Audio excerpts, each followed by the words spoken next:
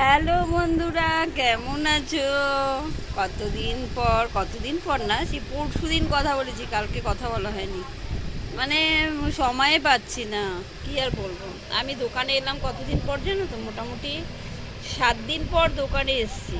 কেমন আছো সবাই বলো, ভালো আছো তো?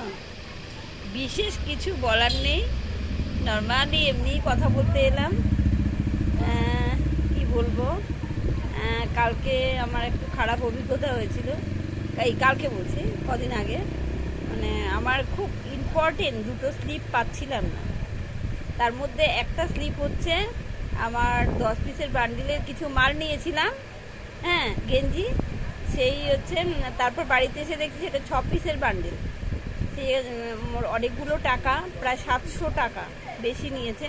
তা আমাকে বলেছিল চেঞ্জ করে দেবে, সেই বিলটা হারিয়ে গেছে। আমার হাজব্যান্ডের অপারেশনের আগের দিনকে আমি ভেবেছিলাম এক ফাঁকে দৌড়ে যাবো, কেননা অনেক দিন হয়ে গেছে, আমি যেতে পারছি না, কিছুতেই যাওয়ার সময় পাচ্ছি না। আমি জানি অপারেশনের পরে আমি আর যেতে পারবো না।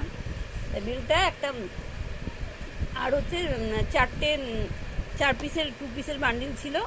সেখানে আবার একটা মালে একটু ডিসপুট আছে, এই পুরো মালটাই, পুরো বান্ডিলটাই আমাকে নিয়ে দেখাতে হবে। তা ওর মধ্যে বিলটা নিয়ে রেডি করে বিলটা জামার নিচে রেখেছিলাম বাড়িতে, হ্যাঁ, আমার শোকেসের ওপর রেখেছিলাম, যাই হোক কোথায় রেখেছিলাম। সেই বিলটা আমি আর পাইনি। আর সেদিনকে যেতে পারলাম না, অপারেশনের আগের দিনকে। তার কারণ হচ্ছে আমি তার 1 মাস আগে এনেছি। উনি আমাকে বলেছে তাড়াতাড়ি রিটার্ন করতে হবে। আমি রিটার্ন করতেই পারছি না, কারণ কী আর বলবো, পাচ্ছিলাম না। শেষ পর্যন্ত আর ওটা পেলামই না। মনটা প্রচণ্ড খারাপ ছিল। তারপরে ওই হাজব্যান্ডের চোখের অপারেশন দৌড়াদৌড়ি করতে করতে ভুলে গেছি। যাই হোক, তারপরে কালকে তন্ন করে খুঁজেছি, কালকেও দোকানে আসিনি, রাতের বেলা কিছুতেই পাইনি।